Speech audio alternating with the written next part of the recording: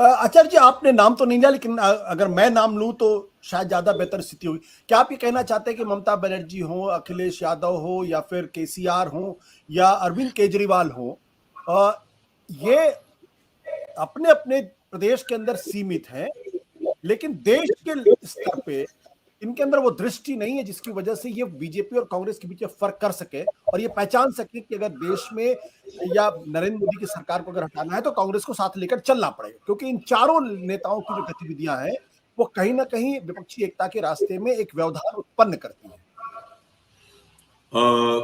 देखिए, आपकी जो बात है वो वही है जो देश का हर जागरूक वोटर सोच रहा है।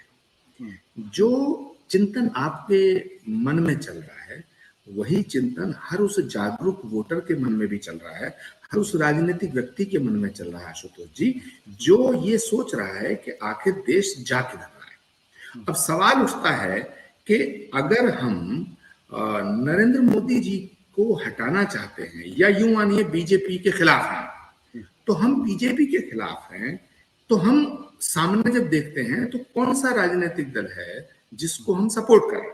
हम बीजेपी का विरोध है तो सामने पहले कांग्रेस आती है।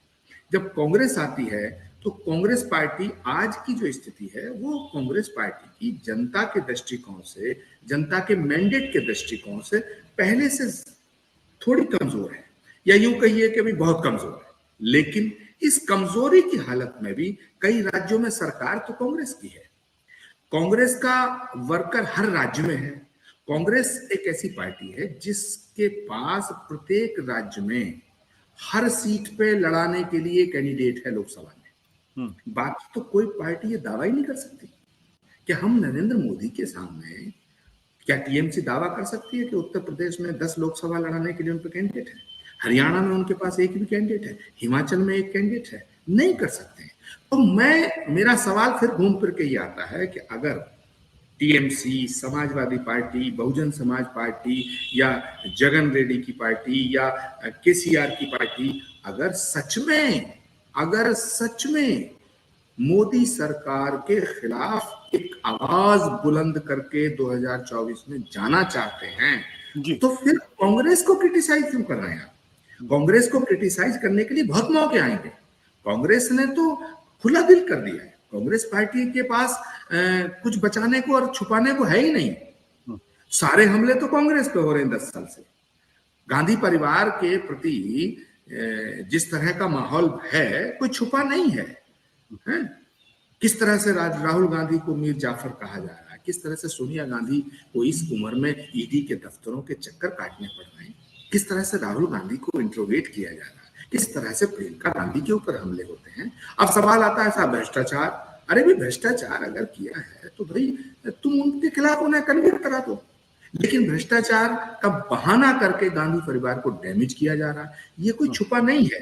तो मुझे लगता है एक और इम्पोर्टेंट पॉइंट है कि जब से देश आजाद हुआ है तब से लेके आज तक कांग्रेस ही अकेली पार्टी है जिसने कभी बीजेपी का समर्थन न लिया और न दिया। ये एक इंपॉर्टेंट पॉइंट है। बाकी जितनी रीजनल पार्टियां हैं उनके सभी नेताओं ने कभी ना कभी डायरेक्ट या इनडायरेक्ट बीजेपी को समर्थन दिया भी है और बीजेपी से समर्थन लिया भी है। तो मुझे लगता है कि अब विपक्षी पार्टियों को, जो सोकॉल्ड विपक्ष है, मैं फिर कह रहा हूं जो सोकॉल्ड विपक्ष है, और हम बड़े आदर के साथ ये कह रहे हैं कि भाई आप ईमानदारी से ये फैसला करो कि क्या कांग्रेस के बिना आप विकल्प बन सकते हैं। अगर आप विकल्प बन सकते हैं तो बनिए, किसने रोका है। लेकिन आप उत्तर प्रदेश में विकल्प नहीं बन पाए, आप बिहार में विकल्प नहीं बन पाए, आप देश में विकल्प नहीं बन पाए। आप विकल्प इसलिए नहीं बन पाए कि आपके पास नेता नहीं थे, ऐसा नहीं है। इसलिए नहीं बन पाए क्योंकि किसी भी राजनीतिक दल की पोजीशन और उनका जो परसेप्शन है वो राष्ट्रीय नहीं है, रीजनल है। तो इसमें कोई कांग्रेस की गलती नहीं है, कांग्रेस ने तो हर जगह आपका साथ दिया है। तो अब आप राष्ट्रीय विकल्प यदि नहीं बन पा रहे हैं और चुनाव राष्ट्रीय होगा तो फिर कांग्रेस को आपको साथ देना चाहिए, मैं ये कहना चाहता हूँ। ममता बनर्जी क्यों नहीं साथ देना चाहती? ममता बनर्जी की क्या दिक्कत आपको लगती है? ममता बनर्जी भारतीय कांग्रेस पार्टी से निकली हुई है, सोनिया गांधी से उनके अच्छे रिश्ते माने जाते हैं, वो गोवा चली जाती हैं, और आप लोग मिलकर सागर दीघी में टीएमसी के कैंडिडेट को हरा देते हैं। देखिए, गोवा का चुनाव हुआ या केरल का चुनाव हुआ या वेस्ट बंगाल का चुनाव हुआ या महाराष्ट्र का चुनाव है, ठीक है। महाराष्ट्र के अंदर बीजेपी को रोकने के लिए कांग्रेस पार्टी ने उद्धव ठाकरे की पार्टी को समर्थन दे दिया। उद्धव ठाकरे जी को चीफ मिनिस्टर किसने बनाया?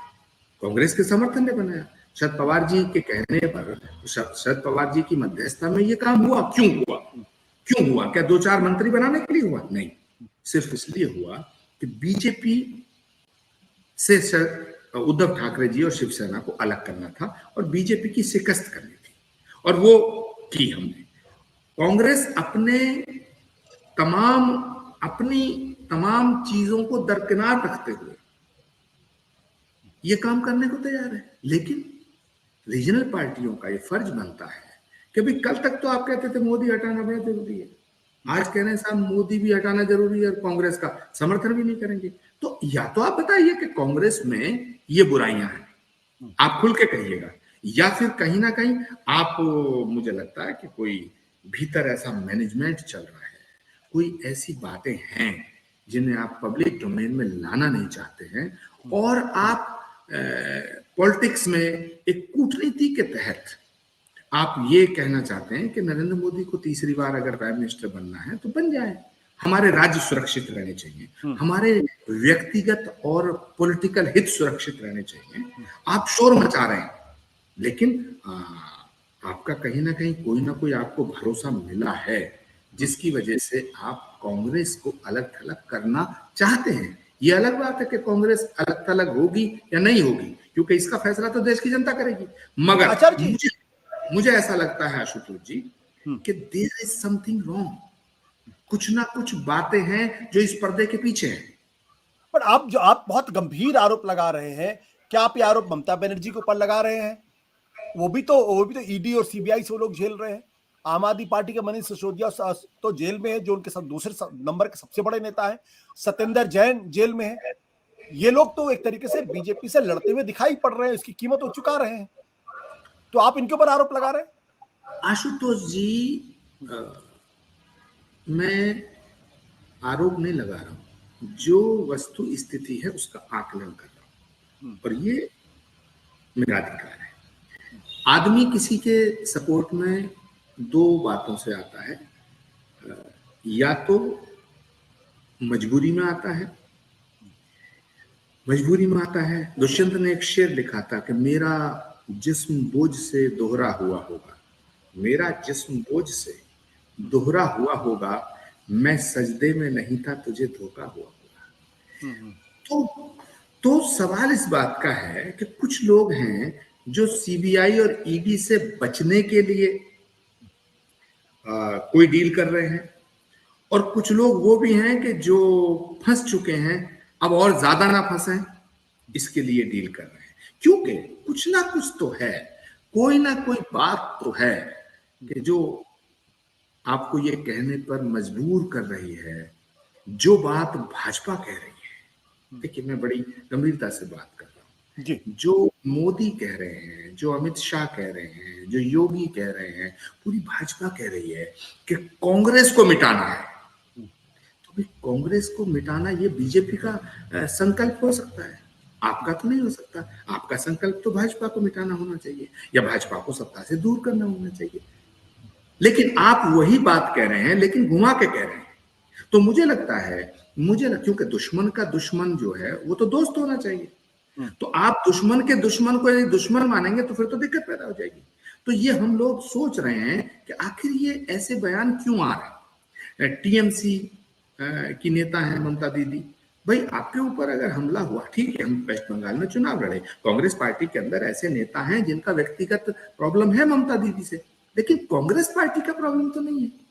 तो ममता दीदी को अगर किसी एक व्यक्ति से प्रॉब्लम है तो वो बात कर सकती हैं, लेकिन वो क्या कह रही है कि राहुल गांधी जो है बीजेपी की टीआरपी है, ये तो ठीक नहीं है ना। ऐसे ही अखिलेश यादव जी बड़ी पार्टी आप चला रहे हैं, और ऐसी पार्टी चला रहे हैं जिसने कभी, जो बीजेपी को हटाना चाहेगी, जिसकी पहली प्राथमिकता है।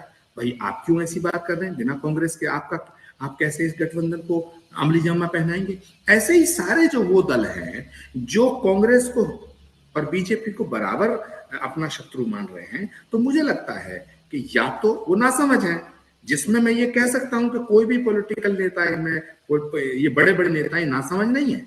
मैं ये कह रहा हूं कि या तो वो नासमझ है या फिर कोई डील हो चुकी है। सत्य हिंदी का ऐप डाउनलोड करें गूगल प्ले स्टोर पर।